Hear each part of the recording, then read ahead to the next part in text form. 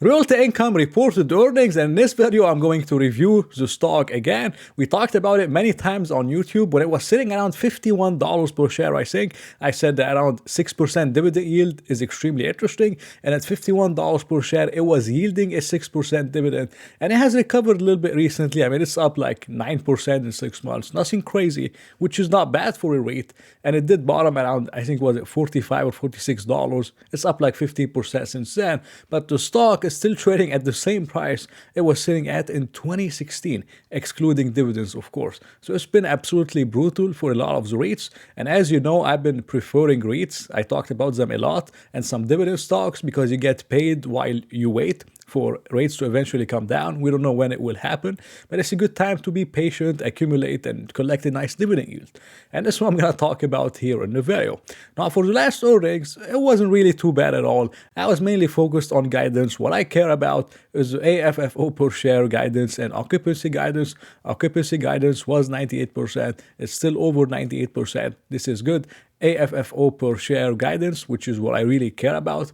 It was 413 to 421. It's still 413 to 421, so this is good. For the tenant profile, I don't have the most recent data, of course. I'm going to discuss the business model a little bit, and then I'm going to get into my valuation model and give you my upside potential and returns in general for Realty Income. But in terms of the top 20 clients, I talked about my concerns with Walgreens, Dollar General, and Dollar Tree. I mean, if you go on any website to look for triple nets, there's one I look at. It's called cracksy.com. And I was looking at some investment properties for my own portfolio. And I was looking at some triple nets. And you could see a lot of the big funds, they're just dumping Dollar General. I mean, just go and look. You could browse yourself. Many different. LoopNet also is a good website for triple nets. And you see all kind of Dollar Generals, Walgreens, Dollar Tree, Family Dollar, especially Dollar General and Walgreens. You see a lot of them, they've been dumping these stores, dumping these investments at 7-8% cap rates, sometimes 6% cap rates. And it's been crazy how many of them they're trying to sell. And maybe they know something we don't know.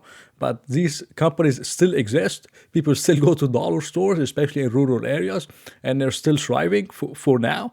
They did close some stores, but nothing crazy. But over the long term, I mean, it's not the best tenants I could think of. I like something like 7-Eleven, Wynn Resorts, FedEx, LA Fitness is good, BJ's is good, CVS maybe not the best, but it's not bad. MGM and Bellagio, the recent investment, which I'm going to discuss a little bit. Now, Red Lobster, I heard they filed Chapter 11 bankruptcy, but it's like 1.2% of their portfolio. So I'm not sure what's going to happen from there, or if they're going to close all the stores, or what's going to happen. But most of them are likely in good locations, so Realty Income can most likely rent these stores very quickly. Now, whenever I look at a REIT like Realty Income, and I look at the market cap, I look at the size, my main concern, the first thing that comes to my mind is, can they keep the momentum? Can they keep growing? Because they're just huge, and you need huge acquisitions to move the needle for something like Realty Income. But I have been surprised that they're still finding investments. Like, they invested $950 million into the Bellagio, and I think it will yield 7.7%, which is a pretty good yield. It's way above the yield that Realty Income is paying. But they are mainly doing a lot of investment in Europe, and especially in the UK. I also heard a lot of different people, they've been finding a lot of value in UK real estate. The market has slowed down. They had some kind of a recession over there. Things are starting to improve. Car sales are increasing, and properties are rebounding. But a lot of people I know have been finding a lot of value in the UK. So they've been going heavy in the UK and in Europe, and it just keeps surprising me. Like, this is their TAM in Europe, 2.6 trillion in the UK alone, and 5.9 $1 trillion in the rest of developed Europe, which is in total $8.5 trillion total addressable market. So Realty Income is really expanding in Europe, and this is why the stock keeps surprising me, because they keep finding opportunities to keep up the momentum, to keep up the growth as they scale, as they get bigger. They keep finding bigger and more diverse opportunities. So this is good, and they can keep it up. Now, other REITs like ADC, Agree Realty, they have an easier time to grow because they don't need as big of acquisitions as Realty Income. But Realty Income is going worldwide pretty much, and they're doing many different investments into the hotels, Bellagio, and all these things. So I'm not too worried about the management. The management seems very, very smart. The dividend right now is around 5.6%. When I talked about Realty Income, I said just ignore it until it hits a 6% dividend. And a 6% dividend, it was $51. Now it's trading at a 5.6% dividend, which is really not bad, as dividend is paid monthly. Their total dividend payouts is around $2.1 billion per year, at least for 2023. Their adjusted from some operations is like $3.5 billion and expected to be to $4 billion for 2025. And I do have some cash in terms of the debt, nothing too crazy. I mean, they have like 685 million for 2024, 1.8 billion in 2025, which I'm not too worried about. I'm sure Realty Income can find a way to manage them. Sometimes they just issue shares, sometimes they can roll them over and issue bonds and do many different things. I mean, I don't believe the dividend is going to be cut, but I just like to highlight these things. You know, that after 2025, 2026 is going to be a very negative year. I mean, it's a really very risky year, I should say, for the dividend, because the total maturities would jump to $4.2 billion. This is a lot of maturities in 1 year for Realty Income. But from now till then, maybe the Fed will be lowering interest rates. Maybe they can refinance it. The current rate is like 4%. If they refinance, it will most likely be 4 to 5%, but it will depend on the interest rates, of course, and everything else that's happening. So I'm not too worried about the debt with Realty Income. The company can manage it, but it's not the best maturity profile ever. I talked about ADC. ADC has a much better maturity profile, much better balance sheet, but for Realty Income, it's really not bad at all. I'm not too worried about it. I don't think the dividend is going to be cut. They've been paying it for like 29 years, and I think it will continue. For the returns of Realty Income, they kind of calculate the returns the same way I do it. So now their dividend yield is around 5% or 5.5%.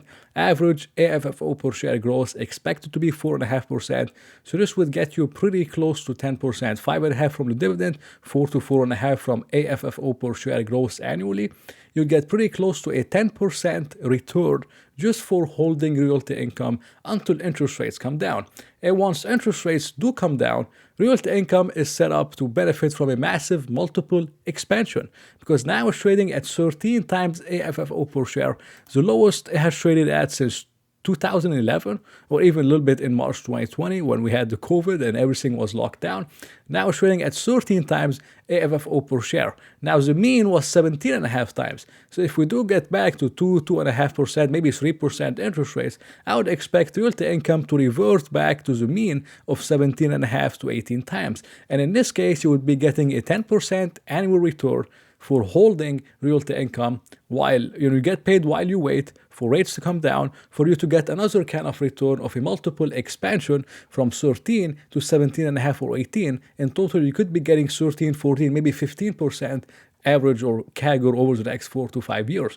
So for me, looking at Realty Income here, I think it's a safe bet, safe risk reward investment. It's not the highest reward ever, but it's not the highest risk ever either, in my opinion. A lot of people hate these companies, they hate the tenants, but I think it's fine for now. It's fine for a few years until we have more clarity and we see what happens with Dollar General and a lot of the other tenants that a lot of people are concerned about. So I still like Realty Income. I would much rather buy the company at a 6% dividend, of course, but even right now at $55, it's really not a bad investment at all, and especially compared to other REITs, which I really don't like, and I much prefer Realty Income, ADC, Mid-America, and these kind of REITs. So that was just my opinion on Realty Income. Thank you for watching the video. I hope you enjoyed it. If you did, please press the like button and maybe consider subscribing. So I hope to see you in another video.